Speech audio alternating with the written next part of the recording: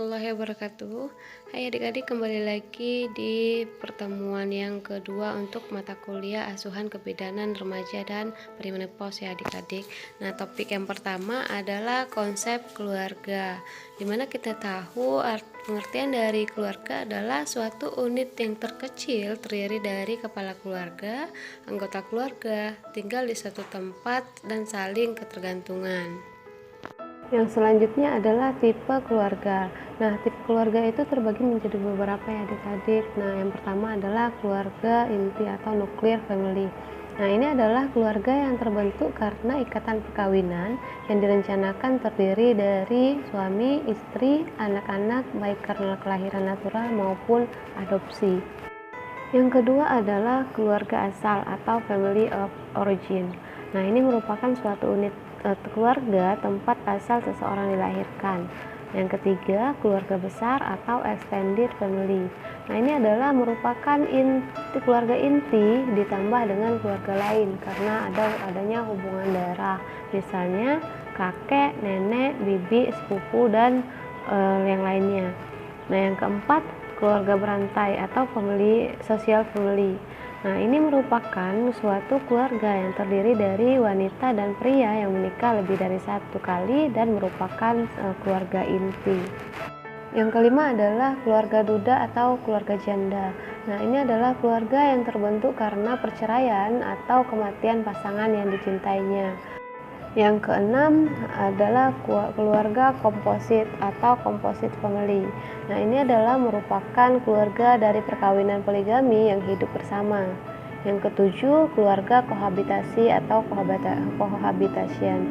Nah, ini merupakan dua orang yang menjadi satu keluarga tanpa ikatan pernikahan. Bisa menjadi memiliki anak ataupun tidak.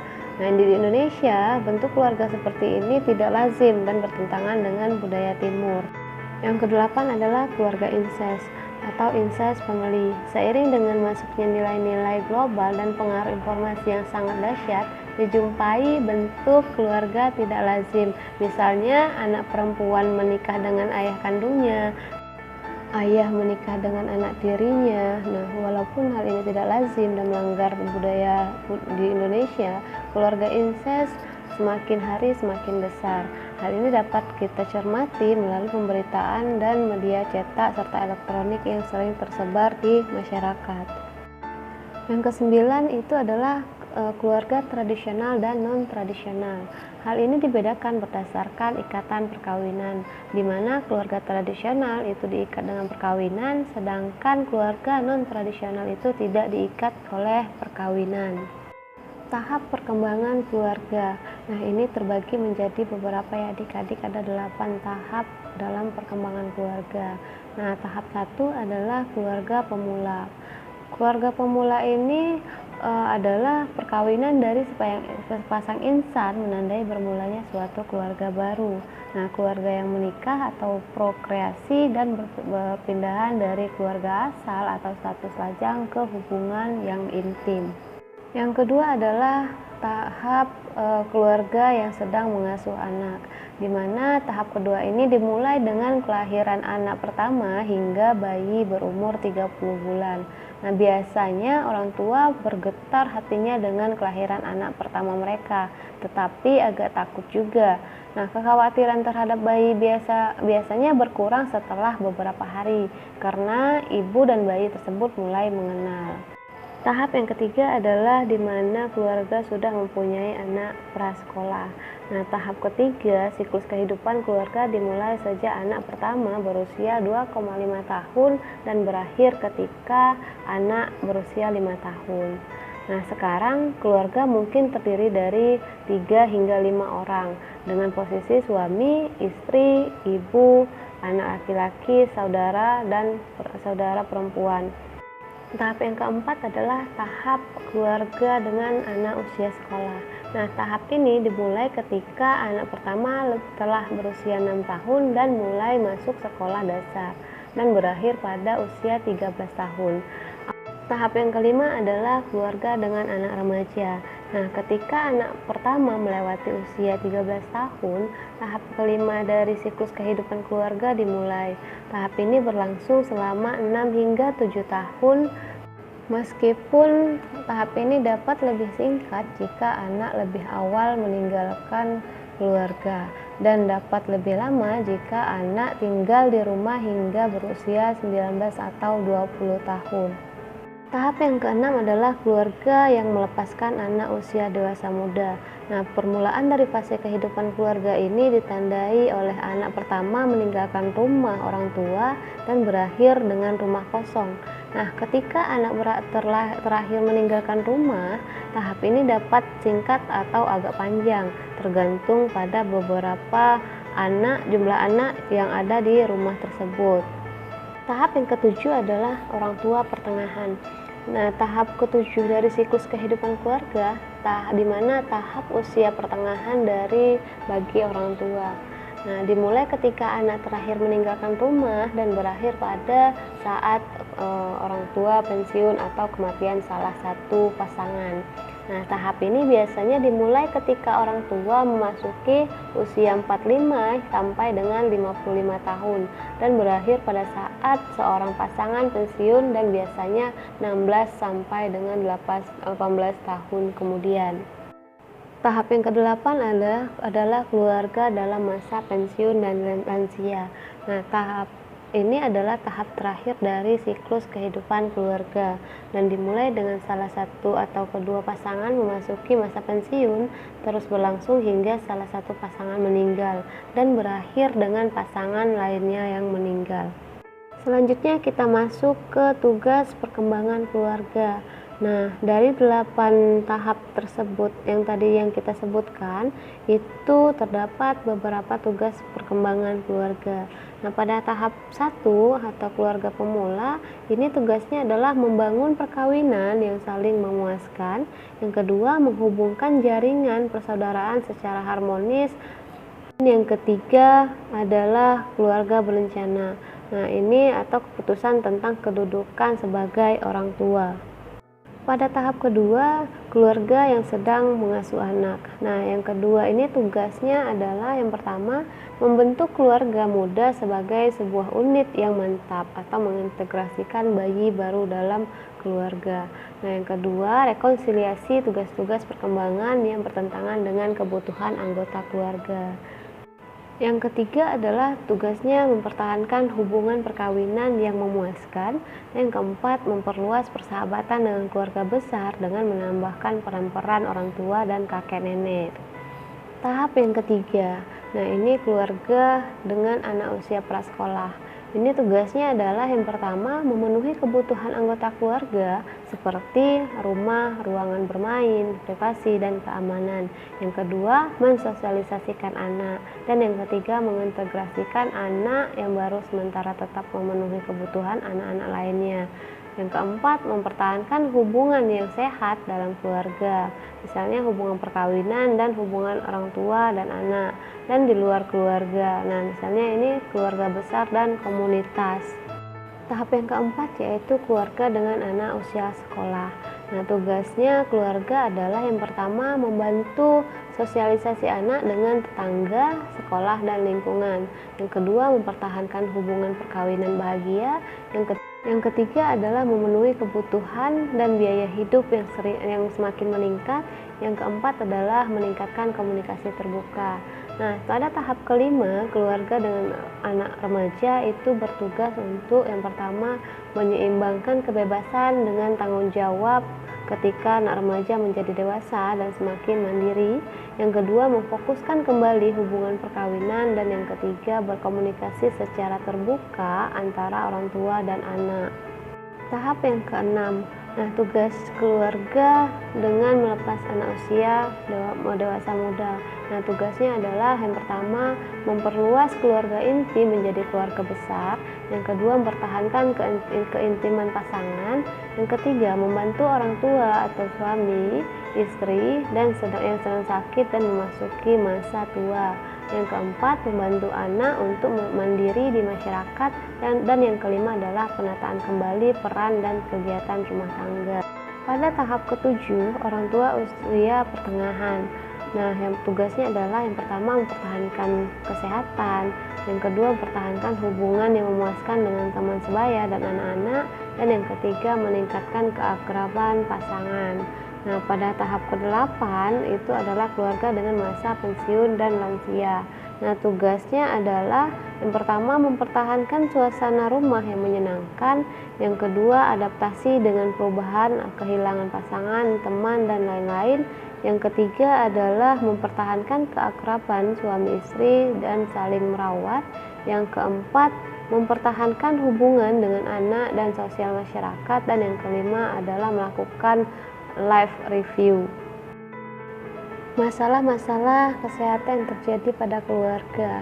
Nah, pada tahap 1, keluarga pemula, masalah yang terjadi itu biasanya sulitnya menyesuaikan masalah seksual dan peran perkawinan, di mana pada tahap ini adalah tahap-tahap pembelajaran awal untuk keluarga pemula. Masalah yang terjadi yang kedua yaitu tentang keluarga berencana. Nah, pada tahap keluarga pemula itu belum mengetahui tentang keluarga berencana yang harus diikuti oleh keluarga tersebut. Nah, yang ketiga itu masalah konseling prenatal. Masalah yang terjadi pada tahap 1 ini juga seperti masalah komunikasi. Ini kurangnya komunikasi antara suami dan istri untuk pertama kalinya. Masalah yang terjadi pada tahap 2 yaitu keluarga yang sedang mengasuh anak. Yang pertama, pendidikan tentang maternitas yang berpusat pada keluarga itu termasuk kurang pada tahap kedua ini. Yang kedua, ibu atau keluarga sering menjadi masalah seperti perawatan bayi yang baik, pengenalan masalah kesehatan fisik secara dini itu termasuk kurang pada tahap 2 ini. Masalah tentang imunisasi, tentang perkembangan anak, tentang keluarga berencana, interaksi keluarga, dan bidang peningkatan kesehatan umum, misalnya gaya hidup. Pada tahap 3, masalah yang terjadi yaitu masalah kesehatan fisik yang utama. Nah, misalnya penyakit-penyakit penular yang lazim pada anak dan jatuh atau luka bakar. Nah, masalah keracunan. Ini yang ketiga, kecelakaan yang lain yang terjadi selama usia sekolah. Nah, pada tahap 4 dan tahap 5 itu masalahnya seperti penyalahgunaan obat-obatan alkohol. Yang kedua, keluarga berencana. Yang ketiga, kehamilan tidak dikehendaki. Dan yang keempat, pendidikan dan konseling seks. Pada tahap 6, keluarga mengalami masalah seperti masalah komunikasi dewasa dan orang tua, anak dan anak-anak. Nah, masalah ini bisa terjadi karena masalah transisi peran suami dan istri. Yang ketiga, bingungnya orang tua memberi perawatan bagi orang tua usia lanjut. Nah, yang keempat adalah kondisi di mana kesehatan, masalah kesehatan kronis, misalnya kolesterol tinggi, obesitas, tekanan darah tinggi. Masalah yang sering juga terjadi itu seperti masalah menopause, efek-efek, misalnya efek dari minum, merokok, dan diet. Masalah yang terjadi pada tahap 7 yaitu seperti kurangnya istirahat, kurangnya waktu tidur, kurangnya nutrisi, kurangnya olahraga, masalah yang berhubungan dengan perkawinan, masalah tentang komunikasi, serta bagaimana melakukan perawatan pada orang tua dengan lanjut usia yang tidak mampu merawat diri. Pada tahap ke-8 yaitu masalah yang terjadi menurunnya fungsi tubuh, menurunnya kekuatan fisik, sumber finansial yang tidak memadai, isolasi sosial, kesepian, dan kerentanan psikologis, serta masalah-masalah yang berkaitan dengan orang lanjut usia. Struktur keluarga. Nah, struktur keluarga itu terbagi menjadi beberapa ya adik-adik. Yang pertama, struktur komunikasi. Nah, komunikasi dalam keluarga dikatakan berfungsi apabila keluarga tersebut jujur, terbuka, melibatkan emosi, konflik selesai, dan ada hierarki kekuatan komunikasi keluarga bagi pengirim, memberi pesan, memberikan umpan balik, dan yang valid. Komunikasi dikatakan tidak berfungsi apabila dalam keluarga tersebut tertutup, adanya isu atau gosip negatif, tidak berfokus pada satu hal, dan selalu mengulang isu dan pendapat sendiri. Komunikasi keluarga bagi pengirim bersifat asumsi, ekspresi perasaan yang tidak jelas, judgmental, ekspresi dan komunikasi yang tidak sesuai. Yang kedua adalah struktur peran.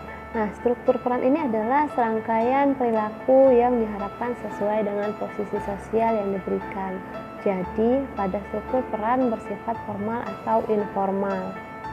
Yang ketiga, struktur kekuatan. Nah, struktur kekuatan adalah kemampuan dari individu untuk mengontrol, mempengaruhi, dan mengubah perilaku orang lain. Yang keempat adalah struktur nilai dan norma. Nah, nilai adalah sistem ide-ide, sikap, keyakinan, dan mengikat anggota keluarga dalam budaya tertentu. Sedangkan norma adalah pola perilaku yang diterima pada lingkungan sosial tertentu, lingkungan keluarga, dan lingkungan masyarakat sekitar keluarga.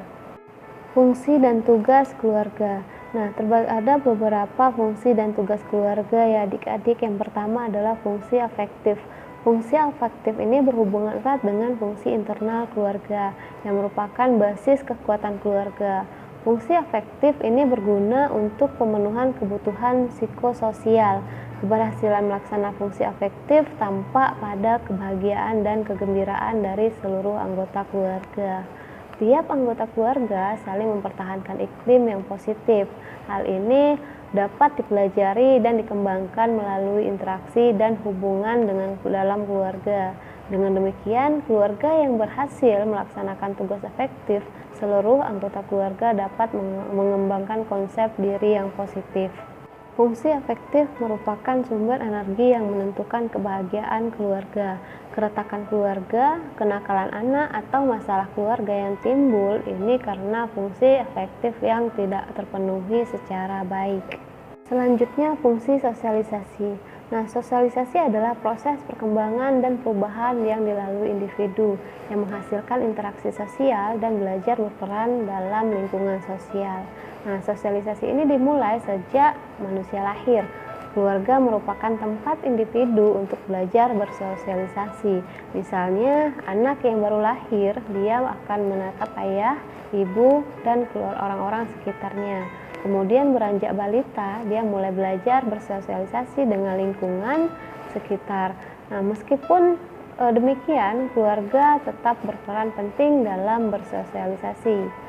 Keberhasilan perkembangan individu dan keluarga dicapai melalui interaksi atau hubungan antar anggota keluarga yang diwujudkan dalam sosialisasi. Anggota keluarga belajar disiplin, belajar norma-norma, budaya, perilaku melalui hubungan interaksi dengan keluarga.